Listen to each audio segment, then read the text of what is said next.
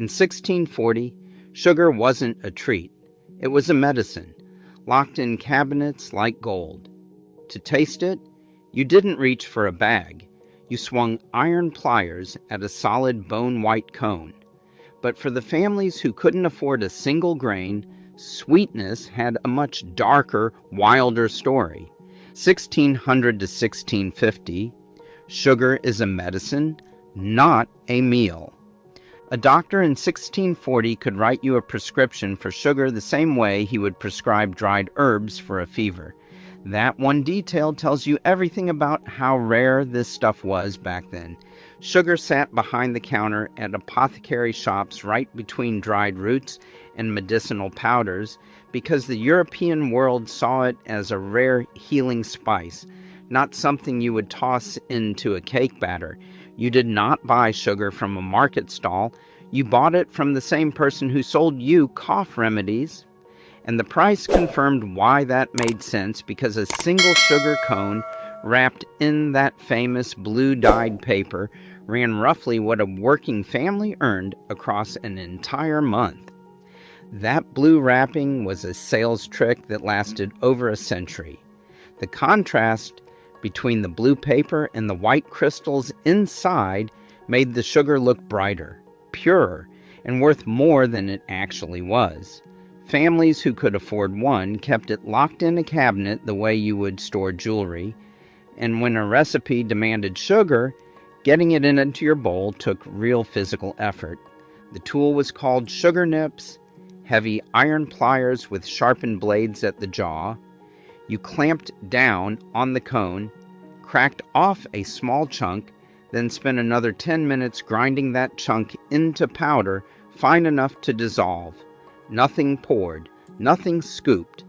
Every grain of sweetness came through brute force at the kitchen counter, and whatever crumbs fell on the floor got swept up and saved, because wasting even a speck was unthinkable.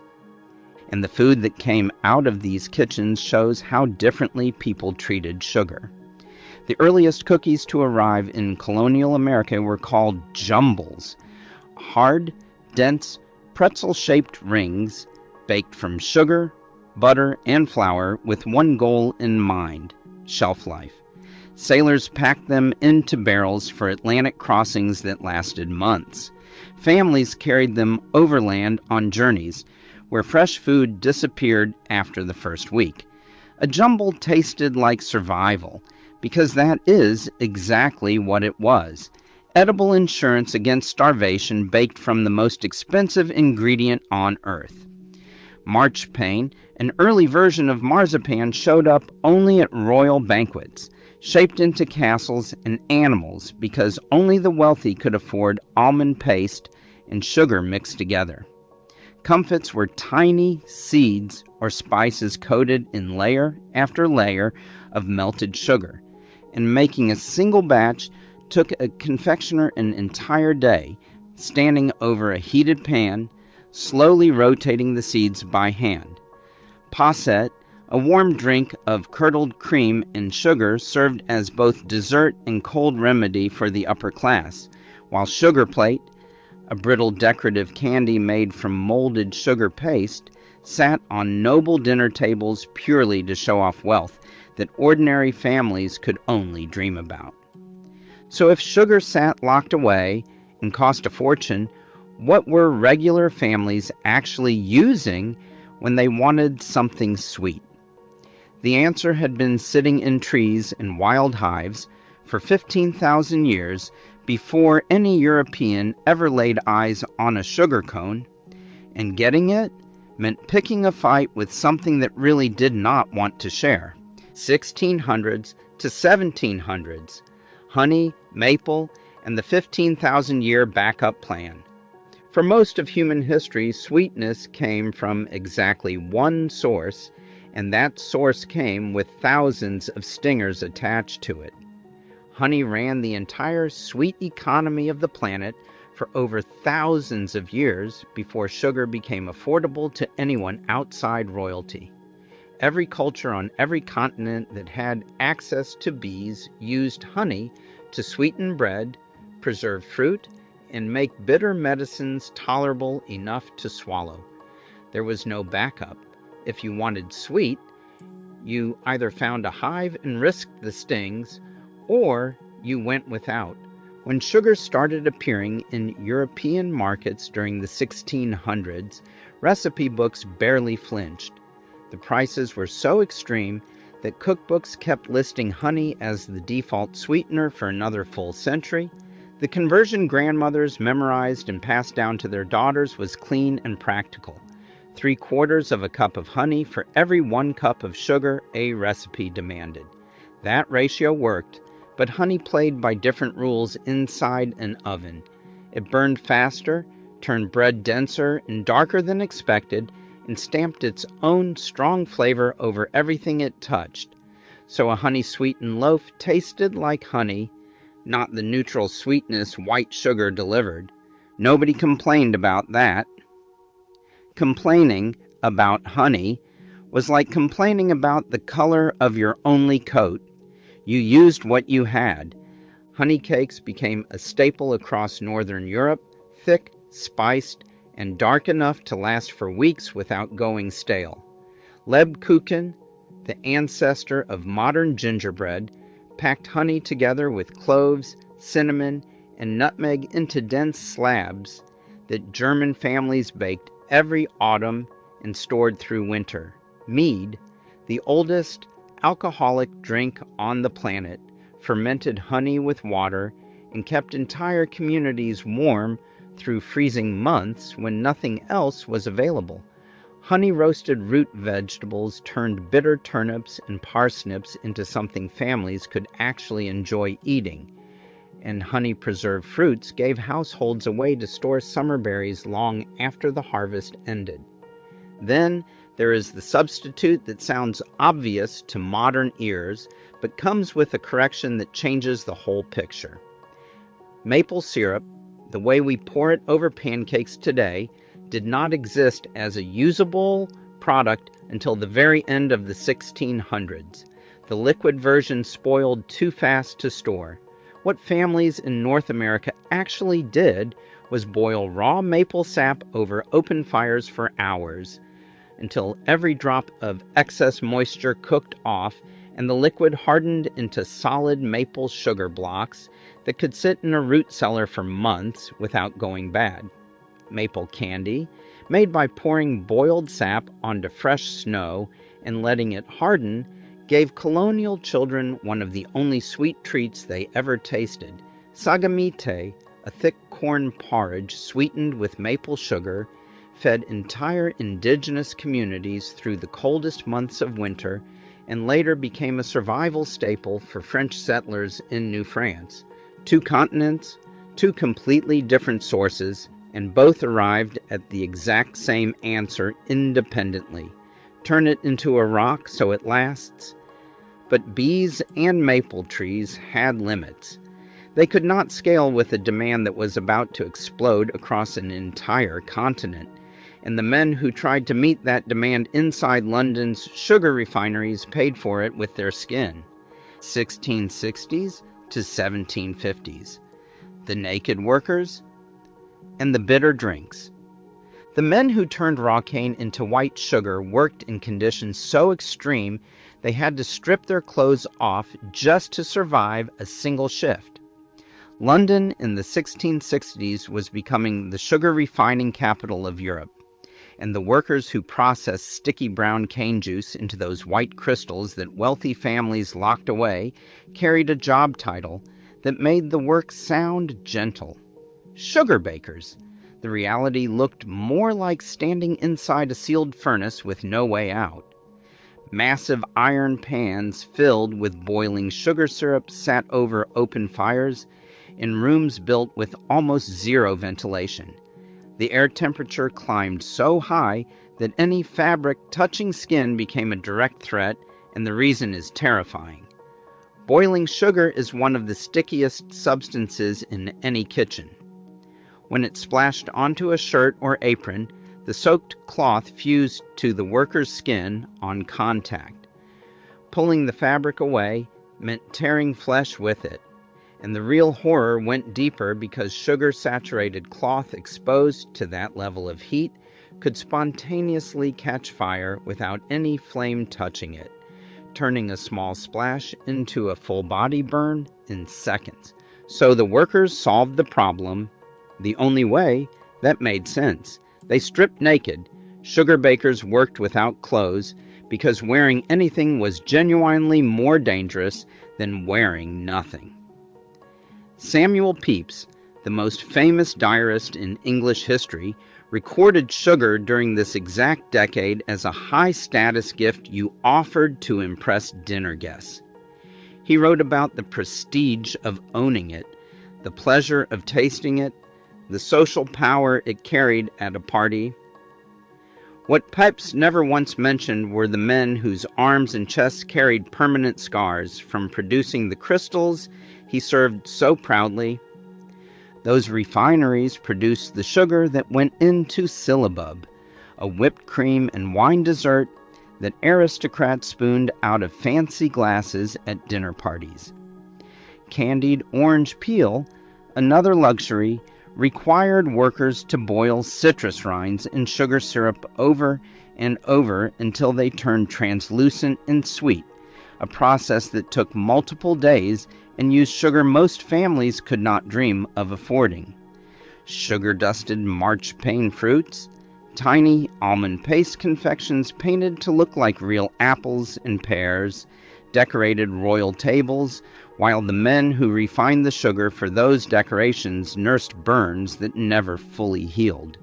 And this era connects to a shift that nobody in the 1660s saw coming. By the 1750s, two bitter drinks had completely taken over daily life across Europe, coffee and tea. Both tasted harsh, without sweetener. Both showed up in coffee houses across London every single morning, ordered by middle-class merchants who expected their cups to arrive sweetened without question. That one habit, a spoon of sugar in a morning drink, created a demand spike so massive the old luxury supply chain buckled. Sugar jumped from a once-a-year splurge for the rich to a daily expectation for millions of ordinary people, all within a single generation. The plantations expanded at brutal speed, and the refinery fires burned longer than ever. But while the global machine ramped up, sugar was already doing something at the household level that had nothing to do with taste or status. It was keeping children alive through winter. And the method was so simple it changed how families ate for the next 300 years. 1700 to 1733. Jam, class war, and the poor man's treacle.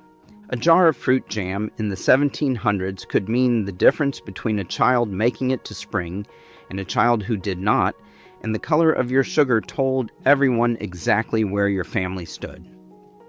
Fresh fruit in the 1600s and 1700s lasted a few days after harvest, maybe a week, in a cool root cellar if conditions were perfect. There was no refrigeration, no canning factories, no sealed containers from any store. When the growing season ended and cold weather locked in, whatever food a family had managed to store was the total sum of calories they would see until the ground thawed. For households with young children, that math turned frightening by mid-January. Sugar fixed the equation. When you cooked raw fruit down with enough sugar, the sweetener pulled moisture out the same way salt preserved meat, creating a thick substance where bacteria could not grow. The result was jam, dense, sweet, packed with concentrated calories, and completely stable for months. By 1700, families across England and the American colonies were racing to convert every available strawberry, plum, and apple into jars of preserved sweetness before the first hard frost arrived.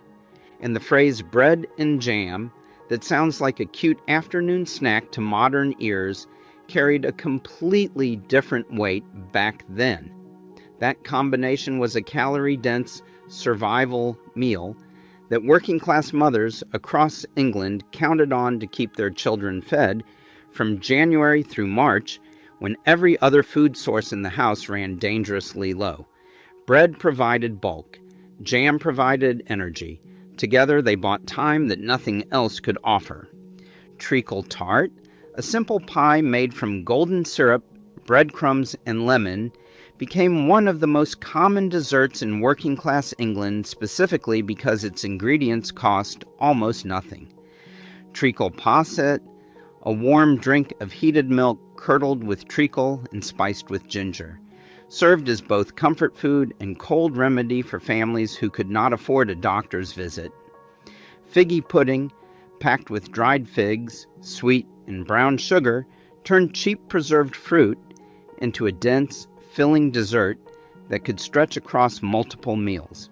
Molasses cookies, thick and chewy with a deep, burnt sweet flavor, became a colonial American staple because molasses cost a fraction of white sugar, and hasty pudding, a fast porridge of cornmeal, sweetened with whatever dark sugar a family could get their hands on, fed families across New England when nothing else sat on the shelf.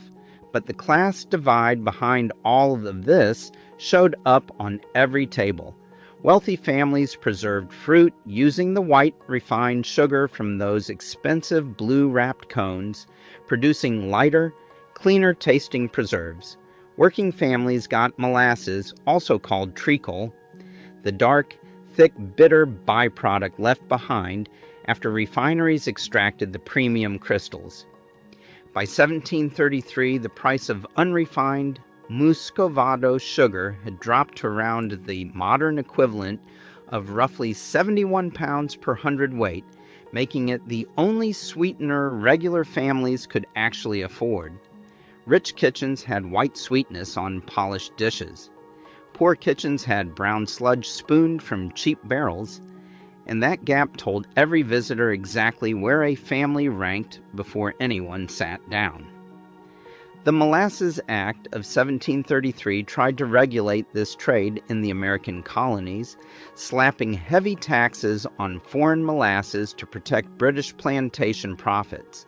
That decision backfired badly and became one of the earliest economic grievances that pushed colonists toward growing resentment of British control.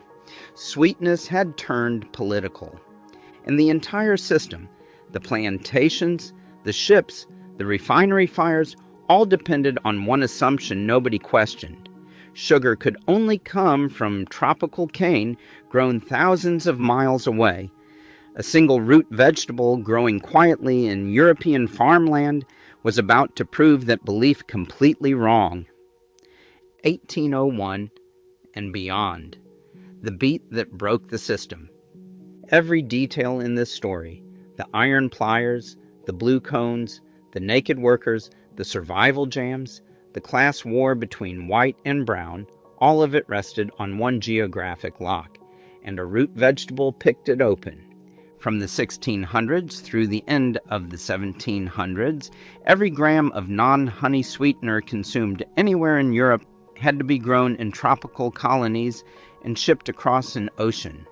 Caribbean sugar plantations held a complete monopoly, and that monopoly ran on the transatlantic slave trade, turning something as ordinary as sweetness into one of the most violent commercial systems in recorded history. Every teaspoon in a grandmother's tea carried that cost, even when the woman drinking it never saw a plantation or learned a single name of the people who harvested it. That system seemed permanent. European climates could not grow sugarcane. The Caribbean infrastructure was massive. Entire island economies depended on the trade continuing unchanged. And then in 1801, the first European beet sugar factory opened for commercial production, and the foundation cracked. A plain, ugly root vegetable that grew easily in French and German soil produced white crystals that were chemically identical to cane sugar. Same sweetness, same texture, same exact behavior in baking, preserving and dissolving into tea. The difference was that beet sugar needed no ships, no tropical colonies, no ocean crossings, and no enslaved labor force harvested thousands of miles from the people eating the product. The disruption built slowly at first, then picked up speed until the old order had nowhere left to stand. Over the following decades, beet sugar farms spread across Europe and drove prices down so aggressively that sugar completed a transformation that would have sounded insane to anyone alive in the 1650s. It stopped being a locked-away luxury. It stopped being a careful middle-class daily purchase. It became something genuinely cheap for the first time in all of human history. The iron sugar nibs vanished from kitchen drawers within a generation. The locked cabinets became pointless. Families that had rationed every crystal for as long as anyone could remember suddenly found themselves surrounded by more affordable sweetness than they could possibly use. That abundance meant desserts exploded in variety almost overnight. Victoria sponge cake, a soft layered cake filled with jam and cream, became the defining treat of middle-class English homes because sugar was finally cheap enough to bake with freely. Beet sugar made affordable fruit preserves available to every family, not just the wealthy, turning jam making from a survival tactic into an everyday kitchen activity. Boiled sweets, hard candies made from nothing but sugar and flavoring, filled shop windows across Europe for the first time and gave working-class children access to candy their grandparents never once tasted. Cheap sugar turned rice pudding from a bland grain porridge into a sweet, creamy dessert that became comfort food across the entire continent. And treacle sponge pudding, a steamed cake drenched in golden syrup, went from an impossible luxury to a weekly family dinner staple within a single generation. And that abundance created a problem nobody in the 1700s could have imagined existing. Too much sugar became a crisis. The substance grandmothers, once chipped off a cone and guarded like currency, triggered what historians now call the world's first mass health crisis driven by overconsumption. Diabetes rates climbed across European populations. Tooth decay spread through communities at speeds never documented before. Obesity emerged as a formal medical concern for the first time in Western history. 300 years earlier, a working mother would have traded almost anything she owned for one extra teaspoon to stir into a jar of jam that might keep her child alive through March. And now, doctors were standing in front of families saying the exact opposite. Put the sugar down. The thing she treated as more precious than silver became the thing medicine tells you to avoid. That is how fast the world flipped, and all of it traces back to a grandmother, a pair of iron pliers, and a cone of white gold wrapped in blue paper. Sugar didn't start as a flavor.